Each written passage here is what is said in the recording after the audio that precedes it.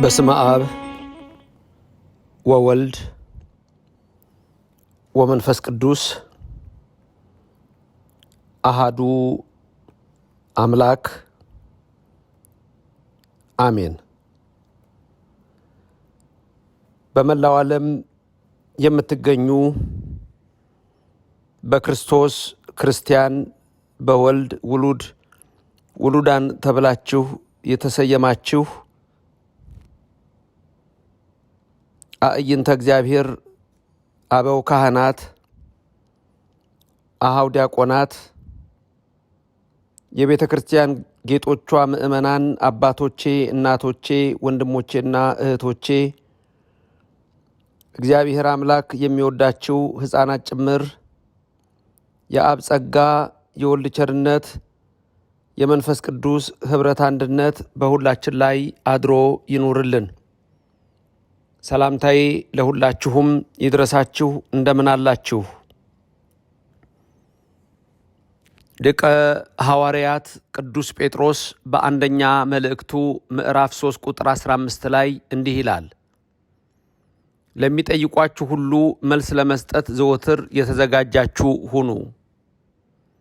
በዚህ ኃይለ ቃል መሰረት አርብ ዛሬ ማለት ነው። በአሜሪካ እርግጥ ምሽት ነው። አርብ ዛሬ በኢትዮጵያ ሰዓት አቆጣጠር ከምሽቱ 12 ሰዓት እስከ ምሽቱ 2 ሰዓት ድረስ የጥያቄና የመልስ መርሃ ግብር ይኖረናል። ማንኛውንም ጥያቄ እንድታሰናዱ ነው። ለዚህም ደግሞ ስለምንነጋገረው በዚህ ሰዓትም አሁን ቃሉን እንድንሰማ የፈቀደልን ኃያሉ አምላካችን እግዚአብሔር የተመሰገነ ይሁን። እርሱ በረድኤቱ በቸርነቱ አይለያችሁ፣ ሀገራችንንም ሰላም ያድርግልን፣ በረድኤትና በበረከት ይጎብኝልን። እግዚአብሔር አምላካችን እሱ በስጦታው መንፈስ ሁላችሁን ደስ ያሰኛችሁ፣ ጭንቁን ነገር አቅሎ የተቸገሩትንም ረድቶ ሁሉን የሚያደርግ እሱ ነውና የሐዋርያት ጌጣቸው፣ የነዳያን ገንዘባቸው፣ ተስፋ ላጡ ሰዎች ተስፋቸው፣ እሱ የታመሙትን ብቻ ሳይሆን ሙታንን ከመቃብር የሚያወጣ ለዘላለም ከእናንተ ጋር ይሁን። የቅድስተ ቅዱሳን ድንግል ማርያም አማላጅነትም አይለያችሁ።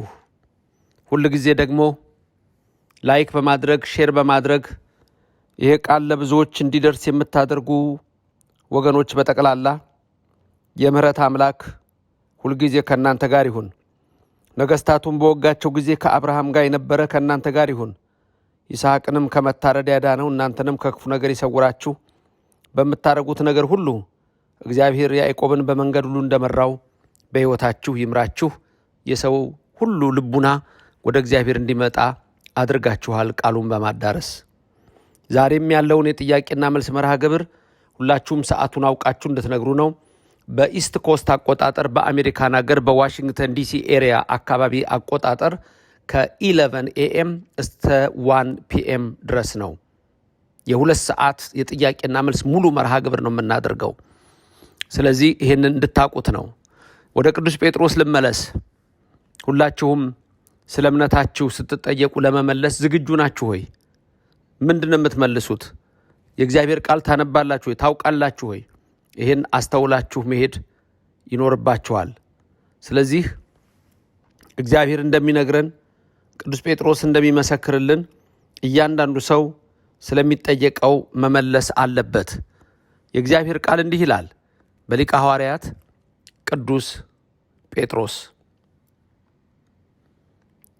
አንደኛ ጴጥሮስ ምዕራፍ 3 ቁጥር 15 ዳሩ ግን ጌታን እርሱም ክርስቶስ በልባችሁ ቀድሱት፣ በእናንተ ስላለ ተስፋ ምክንያትን ለሚጠይቋችሁ ሁሉ መልስ ለመስጠት ዘወትር የተዘጋጃችሁ ሁኑ።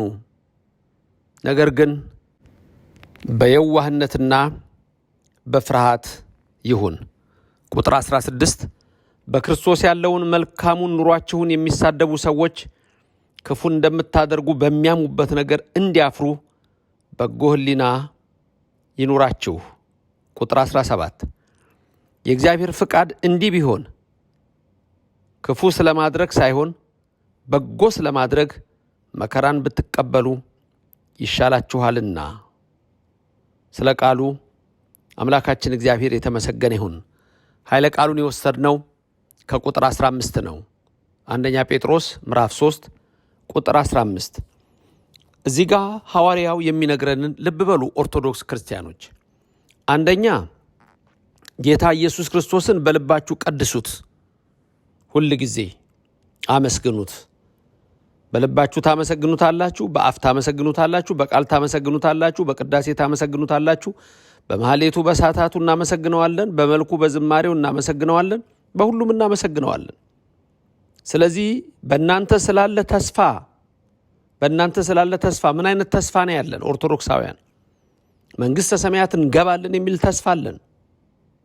ወደ ገነት እንገባለን የሚል ተስፋ አለን። ወደ መንግሥቱ እንፈልሳለን የሚል ተስፋ አለን። ትልቁ ተስፋችን ትንሣኤ ሙታን ነው። ከመቃብር እንወጣለን የሚል ተስፋ አለን።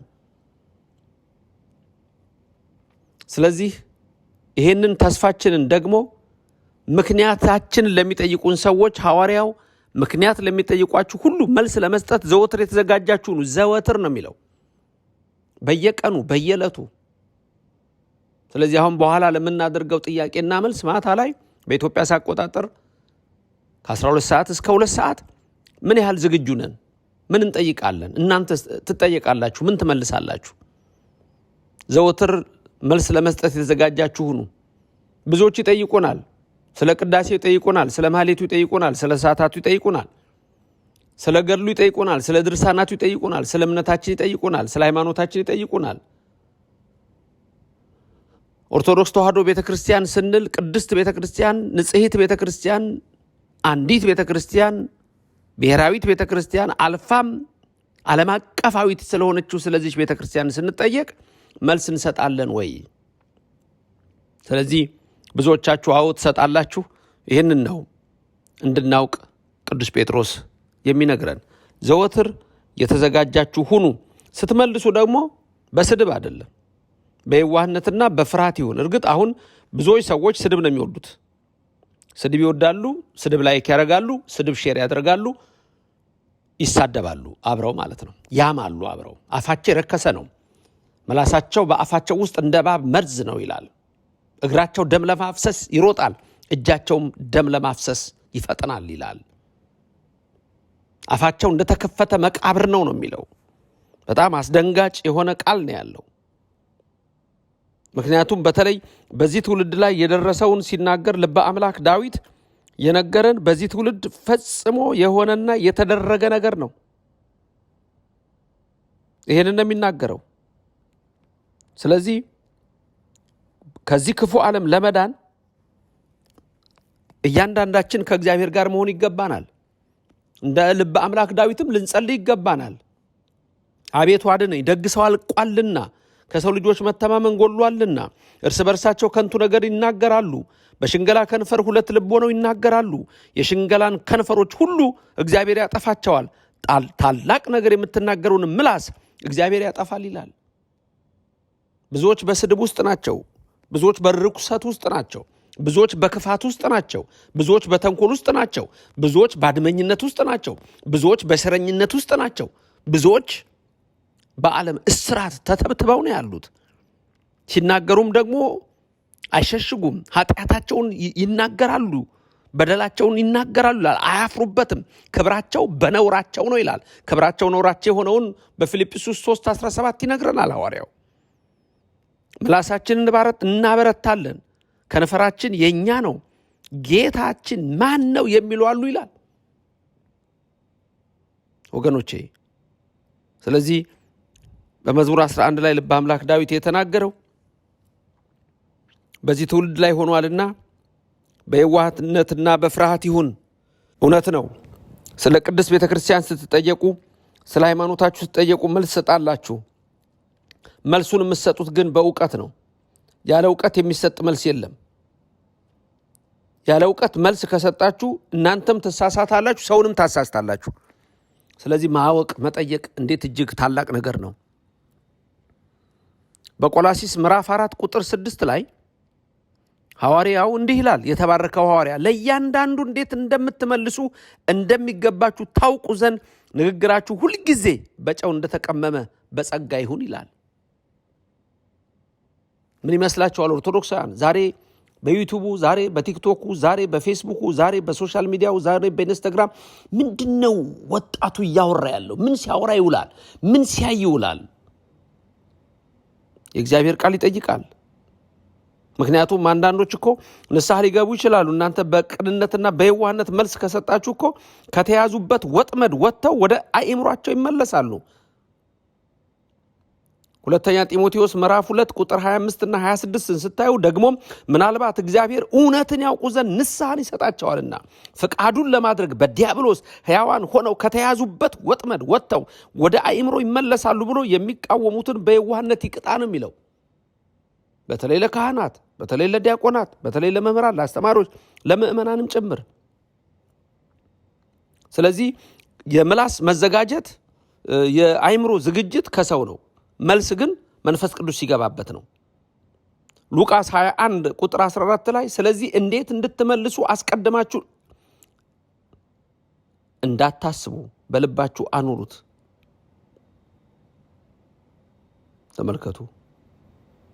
ምክንያቱም ማንም ሊከራከረውና ሊቃወመው የማይችለውን አፍና ጥበብ እሰጣችኋለሁ ይላል። ማንም ቢቃወመውም አይሆንም።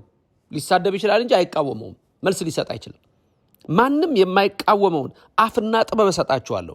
እንደ ቅዱስ እስጢፋኖስ በአፍም በመጽሐፍም አልቻልነውም ብለው ነው የገደሉት። መግደል ይችላሉ፣ መስደብ ይችላሉ። ለምንናገረው ቃል ግን መልስ መስጠት አይችሉም። ስለዚህ ክርስቲያኖች ሆይ ነገ በሰፊው በዚህ ላይ እንነጋገራለን። የተከበራችሁ በአሜሪካን ሀገር አካባቢ በአውሮፓ ያላችሁ ምሽት ነው። ያው ነገ ያልኩት ወደ አርብ ገብተናል። በኢትዮጵያም አርብ ነው ነክቷል። ስለዚህ ማታ በኢትዮጵያ ሰዓት አቆጣጠር ከምሽቱ 12 ሰዓት እስከ ምሽቱ 2 ሰዓት ለ2 ሰዓት ያህል ጥያቄዎቻችሁን አዘጋጅታችሁ እንድትጠብቁኝ። ጥያቄያችሁን አዘጋጅታችሁ ጠብቁኝ። ካሁኑ የምነግራችሁ የድሮ ቁጥር ስለተቀየረ አዲስ ቁጥር አለ። በዚህ ላይ ይቀመጥላችኋል። ቁጥሩም ለማንኛውም 202 ነው። ከውጭ ግን የምትደውሉ +1 አድርጋችሁ ነው። በዋትስአፕ በቴሌግራም መደወል ይቻላል። +1 ተደርጎ ማለት ነው። ወደ አሜሪካ እንደሚደወለው 202 509 1171 +1 ተደርጎ 202 509 1171 በዚህ ነው የምትደውሉት። እግዚአብሔር አምላክ ለማታው መርሃ ግብር እንዲያደርሰን የእሱ ፍቃድ ይሁን። እመቤታችን አትለየን። እግዚአብሔር አምላክ የልቦናችሁን መሻት ይፈጽምላችሁ፣ ከሚያስፈራ ከሚያሳዝን ነገር ይሰውራችሁ። እሱ እግዚአብሔር አምላክ ሁሉን የሚረዳ አባትና እናት የሌለውን የሚታደግ ለታመሙ ባለመድኃኒት መንገድ ለሚሄዱት ወደብ ጸጥታ የሆነ የእያንዳንዱ ልመናውን አኗኗሩን የቤቱን ሐሳብ መርምሮ የሚያውቅ ሁሉን የሚረዳ እግዚአብሔር ይረዳችሁ፣ የልባችሁን ሐሳብ ይፈጽምላችሁ። የምትመኙትን አትጡ። እመብርሃን ድንግል ማርያም በቀኝ በግራ ትቁምላችሁ፣ ከፊት ትምራችሁ፣ ከኋላ ትከተላችሁ። በልቡናችን ከልጇ ጋር ነግሳ ለዘላለም ትኖር። በዚህ ሰዓት መንገድ ላይ ሆናችሁ የምትሰሙኝ፣ ቤት ውስጥ ሆናችሁ የምትሰሙኝ፣ ስራ እየሰራችሁ የምትሰሙኝ፣ ተኝታችሁም ሊሆንም ይችላል የምትሰሙ፣ ዋናው ስሙት። እግዚአብሔር ከእናንተ ጋር ይሁን። ይህንን ቃል ላይክ ሼር በማድረግ ብዙዎች እንዲደርሳቸውና በማታው መርሃ ግብር በጥያቄና መልሱ በሰፊው እንድንገናኝ የአምላክ ቅዱስ ፍቃድ ይሁንልን። ልዑል እግዚአብሔር ይባርካችሁ፣ ፊቱንም ያብራላችሁ፣ በመንፈሳዊ በረከትም ያክብራችሁ። አሜን። በኋላ በቀጥታ እንገናኛለን። አሜን።